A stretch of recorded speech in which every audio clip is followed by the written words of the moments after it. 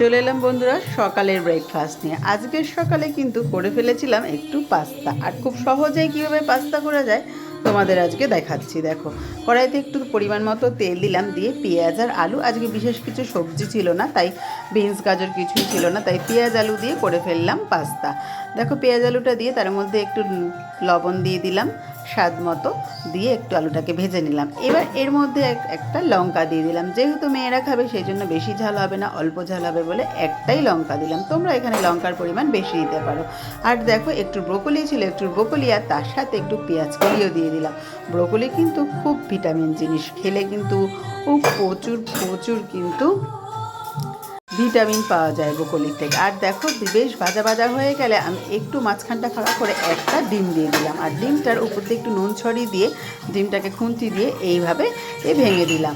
আর দেখো, ডিমটা বেশ ভাজা ভাজা হয়ে গেল, আমাকে আলাদা করে কিন্তু ডিমটা ভেজে নিতে হলো না। এবারে বেশ করে ভালো করে আবার একটু ডিমের সাথে আর আলু, ব্রোকলি আর পেঁয়াজকলি যেটা দিয়েছিলাম তার সাথে একটুখানি ভেজে নিলাম। এদিকে একটু পাস্তা সেদ্ধ বসিয়েই দিয়েছিলাম। দেখো, পাস্তাটা সেদ্ধ হয়ে গেছে, আর সেদ্ধ পাস্তাটা ভাজাটার মধ্যে দিয়ে দিলাম। ব্যাস, পাস্তা কিন্তু আমার মোটামুটি রেডি হয়ে গেল। একটু এবার পাস্তাটা যেহেতু সেদ্ধর সময় আমি আজকে নুন দিইনি, তাই জন্য কিন্তু এখন একটু নুন দিয়ে দেবো। তোমরা কিন্তু পাস্তাটা যখন সেদ্ধ করবে তখন অতি অবশ্যই একটু নুন দিয়ে দেবে, তাহলে কিন্তু পাস্তাটা খুব ভালো হয়। আর পাস্তা সেদ্ধর সময় সাদা তেল অবশ্যই একটু দেবে, তাহলে কিন্তু পাস্তাটা একদমই গায়ে গায়ে লাগবে না। আর দেখো, নাবানোর আগে আগে দিয়ে দিলাম একটু গোলমরিচের গুঁড়ো আর দিয়ে দিলাম টমেটো সস।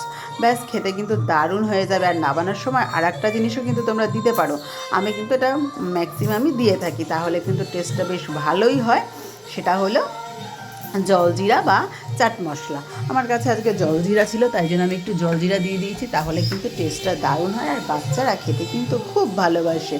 তো চলো বন্ধুরা, আজকের টিফিনটা আমার হয়ে গেল। আর আজকের আমার টিফিনটা কেমন লাগলো অতি অবশ্যই তোমরা জানিও। আর দেখো, টিফিন প্যাক করে দিয়েছি দুষ্টুকে।